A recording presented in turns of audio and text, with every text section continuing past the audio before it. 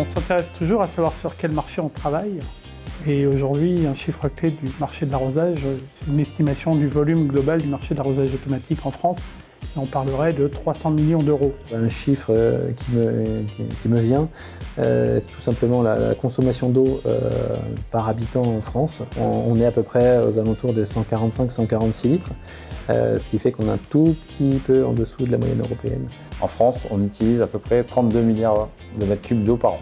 L'arrosage raisonné de certaines zones permet de réduire la température de 0,5 à 4 degrés. Il faut savoir qu'aujourd'hui, avec les solutions de gestion centralisée qui sont proposées par les constructeurs, on arrive à faire des économies d'eau qui sont à minima de 30% par rapport à des systèmes autonomes.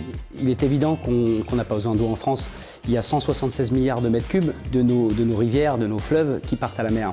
C'est des eaux qu'on ne capte pas, on n'a pas besoin en France. La France est le plus gros exportateur de bouteilles d'eau dans le monde. L'arrosage représente une consommation d'à peine 1% de l'eau consommée en France. Donc un arrosage automatique, c'est quasiment 40% d'économie d'eau par rapport à un arrosage manuel. On a 1% de l'eau grise qui est vraiment réutilisée en fait pour l'arrosage automatique, voilà, pour l'arrosage.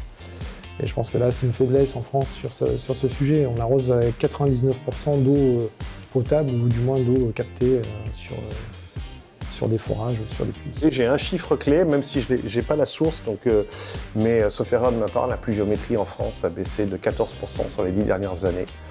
Donc la préservation de la ressource et le bon apport de la bonne quantité d'eau au bon endroit, avec une réelle homogénéité, va être un sujet, je pense, croissant dans les années à venir et va nécessiter que les entreprises de notre secteur soient rigoureuses et sérieuses sur ce sujet.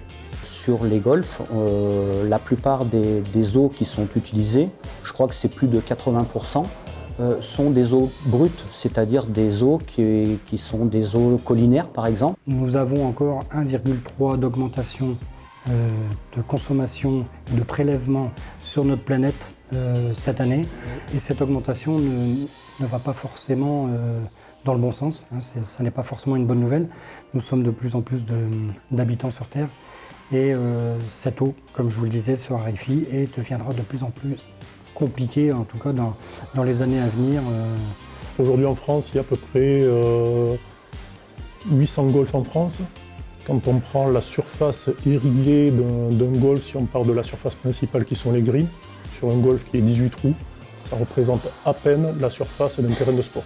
Donc finalement, l'irrigation d'un golf est moins consommatrice en eau que les terrains de sport d'une petite commune en France.